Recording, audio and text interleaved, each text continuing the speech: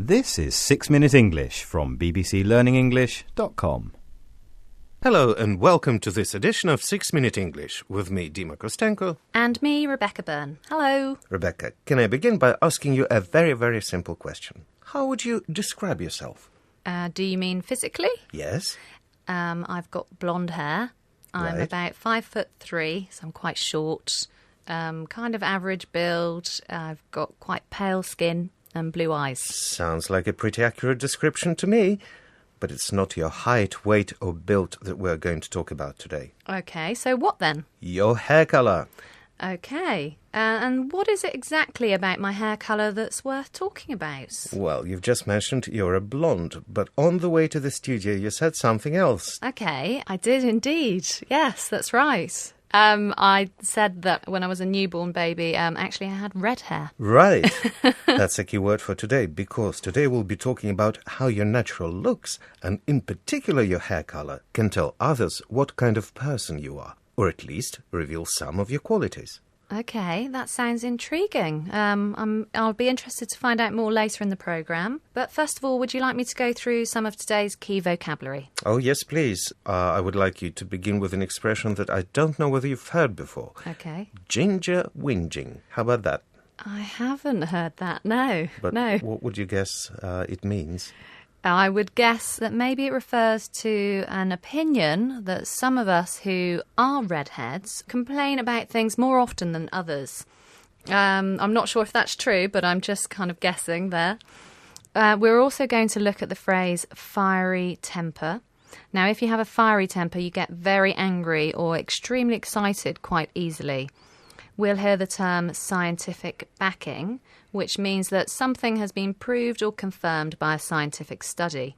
And finally, the verb to avoid, meaning to manage not to do something, to stay away from something or someone. Okay, so that's to avoid, scientific backing, fiery temper, and that famous ginger whinging. Okay, yes, that's right. Listen now to our correspondent Matt McGrath, a redhead himself.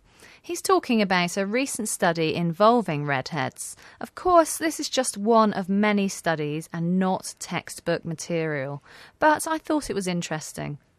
As you're listening, try to catch today's key vocabulary and also see if after listening you can answer this question. During the study, who or what did the group of redheads try to avoid? Let's listen to find out. We redheads are well known for our fiery tempers. Now it seems there's scientific backing for our ginger whinging as well. Scientists in the United States studied a group of 144 dental patients, almost half of whom had red hair. They found that the red hair group were more sensitive to pain, and as a result were twice as likely to avoid visiting the dentist. Matt McGrath says that redheads, including himself, are well known for their fiery tempers. They have a reputation for complaining a lot, or as our reporter put it, for their ginger whinging. And because it can sometimes hurt, they even try to avoid visiting dentists. However, it looks like not all of this is down to temper alone. There is a newly discovered scientific reason. In a moment, we'll hear from Professor Daniel Sessler, one of the authors of the study at the Cleveland Clinic in the United States. But before that, Rebecca, I need you to explain two more terms for us. One is anesthetic requirement.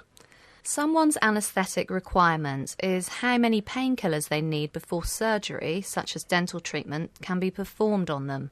And secondly, the word phenotype. This is a scientific term and it describes how a certain quality of yours shows in your physical appearance. Thanks, Rebecca. Okay, now, armed with all this knowledge, shall we have a go at this week's question? Yes, fire away. Okay, imagine seeing a couple of people walking along the street. Do you think it's possible to tell which one in each pair is likely to be more sensitive to pain? Is it A, an older person as opposed to a younger person? B, a man as opposed to a woman? Or C, a red-haired person as opposed to someone with a differently coloured hair? What do you think, Rebecca? I would guess maybe B, actually, because I think often men can be quite wimpy when it comes to pain compared to women. We're quite tough. We'll check your answer in a minute. But first, here's Professor Daniel Sessler with his explanation. Red hair is the first phenotype for anesthetic requirement in humans. And what I mean by phenotype is external characteristic. So let's say you're walking down the street and you see somebody who's a little older and a little younger. That tells you nothing about their anesthetic requirement. You see a man and a woman. That tells you nothing about their anesthetic requirement. But you see a redhead, aha, you know that person is going to require 20% more general anesthesia. Okay, Rebecca, did you manage to hear the answer to this week's question? Well, it sounds like the first two comparisons don't really tell you anything.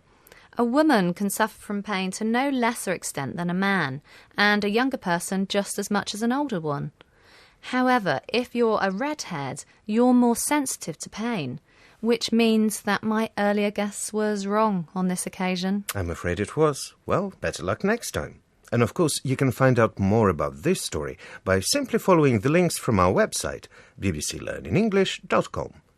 You can also find out what people in the Learning English team look like by clicking on Meet the Team.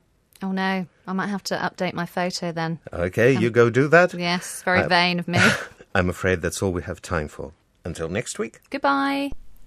That was 6 Minute English from bbclearningenglish.com.